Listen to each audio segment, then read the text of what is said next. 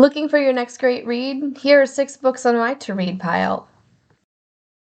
Hi, my name's Amanda Ziba. Welcome to my channel, Learning with the Word Nerd, and another First Chapter... No, it's not a First Chapter Friday video. Today I'm going to be doing something different. Normally, I talk to you about books that I have read and books that I love, but today we're going to do something a little bit different. Today I'm going to talk to you about a bunch of books that I have purchased but have yet to read. I don't know about you, but the act of buying a book and the act of reading a book feel like two totally different hobbies to me.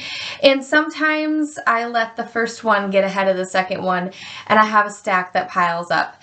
Anybody else in that boat? Okay, good. Helps me feel like I am not alone. So what I'm going to do today is I'm going to talk to you about 6 books that I have purchased and I am so excited to read and that might show up on this channel a little bit later, and tell you how I heard about them, why I decided to buy them, what excited me about them. I'll tell you a little bit about each one.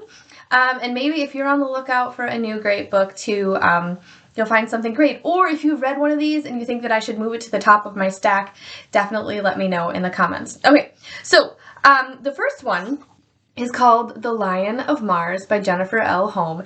And I picked this book up because in my adult reading, I alternate between kid book and adult book. In my adult reading, I really like science fiction. I listen to a lot of my adult books on Audible. I love authors like Andy Weir. Project Hail Mary was one of my most recent favorites. And so I was like, gosh, I don't really read a lot of kid science fiction. And so when I saw this at the Barnes & Noble buy one, get one half off table, I knew that I had to pick it up. So here's what the back says so you can know a little bit about this story and what pulled me in. Bell is just like any other kid. He loves cats, cake, and asking questions. There's just one thing. He lives on Mars, and life on Mars is very different. For one, the food is all made of algae. So is the toilet paper. When a virus breaks out in the settlement and the grown-ups all get sick, Bell and the other kids are suddenly on their own. It's up to Bell to brave the unknown, to save not only his family, but all of Mars. Maybe Bell isn't just like any other kid after all. So I don't know about you, but that description just sucks me in and makes me want to read it. So, first book on my list, The Lion of Mars by Jennifer L. Holm. The second book on my list is called Greetings from Witness Protection Program by Jake Burt. And this book found its way on my list because my son read it in middle school. A lot of times we find that adults are recommending books to kids, but in this situation it was reversed. My kid recommended a book to me, and he loved it. He read the whole thing, even though it's not a graphic novel, which is amazing. Not that graphic novels are bad. They are also amazing. It's just something new for him. And I thought that, wow, if he was going to get all the way through, it must be a really great book. Let me tell you what it's about. First of all, isn't the cover kind of fun because it's like a postage stamp, and so it's kind of like a letter, greetings from. Okay, there's the word nerd in me. The U.S. Marshals are looking for the perfect girl to join a mother, father, and son on the run from the nation's most notorious criminals. After all, the bad guys are searching for a family with 1 kid, not 2, and adding a streetwise girl who knows a little something about hiding things may be just what the marshal needs.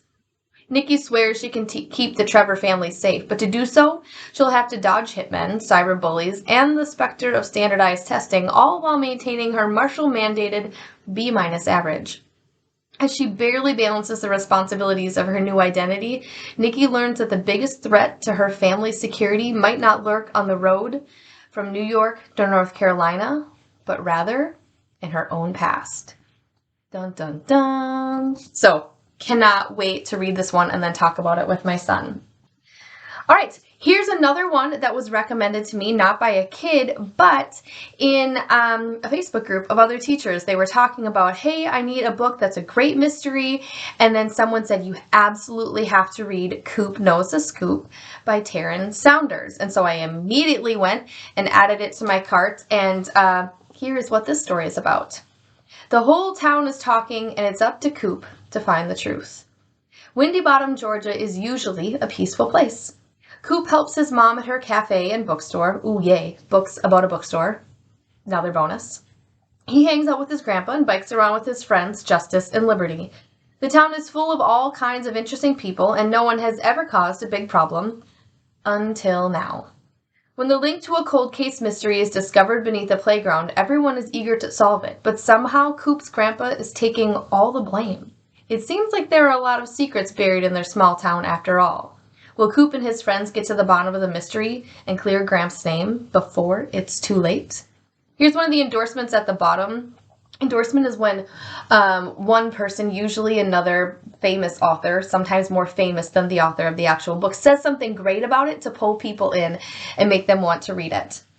Coop Knows the Scoop is a gem of a mystery with everything you're looking for in a whodunit, from the pitch-perfect setting to the heartwarming hero and a plot that will keep you guessing until the end. And that's from James Ponti. He writes the City Spies books. So super excited to dive into this mystery. The next two I bought kind of at the same time because of a topic that's going on in our current events, and that is all about book banning. And a lot of times when I don't know what to do in my real life, I sometimes rely on the advice of fictional characters to see how they solve their problems. And so that's why I got Ban This Book by Alan Gratz and Attack of the Black Rectangles by Amy Sarig King.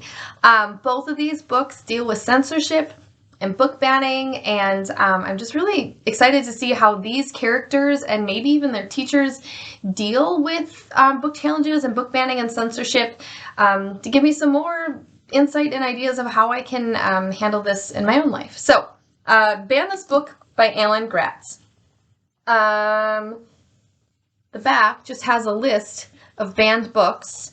I must have read the blurb online, so I can't share it with you.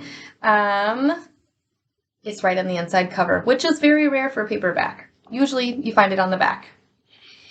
It all started on the day Amy Ann Olinger tried to check out her favorite book in the whole world from the mix of files of Mrs. Basil E. Frankweiler. I also love that book. From the school library. That's when Mrs. Jones, the librarian, told her the bad news. Her favorite book was banned. All because of a classmate's mom. She thought the book wasn't appropriate for kids to read. Amy Ann decides to fight back. Soon she and her friends find themselves on the front line of an unexpected battle over book banning, censorship, and who has the right to decide what they can read. Definitely excited to see what this one, how that all turns out for Amy Ann. This one, again, on the topic of book banning and censorship. When Mac first opens his classroom copy of Jane Yolen's The Devil's Arithmetic and finds some words blacked out, he thinks it must be a mistake. But then when he and his friends discover what the missing words are, he's outraged. Someone in the school is trying to prevent kids from reading the full story. But who? Even though his unreliable dad tells him not to get so emotional about a book or anything, really, Mac has been raised by his mom and granddad to call out things that are wrong. He and his friends head to the principal's office to protest the censorship, but she doesn't take them seriously. So many adults want Mac to keep his words to himself. Mac's about to see the power of letting them out. In Attack of the Black Rectangles, acclaimed author Amy Sarig King shows all the ways truth can be hard, but is still worth fighting for. If you find yourself in a situation about book censorship and book banning, these might be helpful to you. I haven't read them yet, I'm totally honest, but I'm excited about it. So, and then last but not least, I saw this one on Instagram, and it's like one of the most common places I find book recommendations. It's called The First Rule of Climate Club by Claire Firestone, and this one attracted my attention because it's about the environment, and I really do love Mother Nature and the environment, and I try to do things that I can to keep it safe and around for many, many years to come. And so the topic of this book is what drew me in. Let me read to you the inside, and maybe it will pull you in too. So, when Mary Kate Murphy joins a science class focused on climate change, she becomes aware of lots of things she never noticed before about her small suburban town. Kids waste tons of food at school without a second thought. Parents leave their cars running in the pickup lane all the time. People buy lots of clothes they don't really need.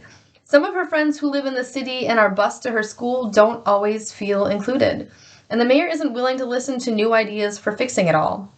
Mary Kate and her friends have big plans to bring lasting change to their community and beyond, because now is the time for young people to lead and for the leaders to follow or get out of the way. So I know that my students and I went on a really great field trip to a learning center where we experienced a lot of these truths as well, and talked about how we could bring them back to our classroom, in our school, in our community. And so personal connections to this one as well, and wanting to see how other people did it. So there we are. There are my 6 books that I have purchased but not read yet, but I definitely want to. Let me know in the comments if there's one that I should move to the top of my list, or maybe if there's a book in your list that you have purchased but you haven't read yet and you're excited to dig into next. Please come back again for more great videos on books and reading and First Chapter Fridays and all the things here with me at Learning with the Word Nerd. I'll see you again next time, and happy reading. If you want to grab copies of these books, you can find links for them in the description box. I've purchased mine from Amazon, Barnes & Noble, and my favorite indie bookstore, Birdie's Books. There are links for all 3 options. You get to pick. Happy reading! Thanks for visiting my channel. Please like and subscribe.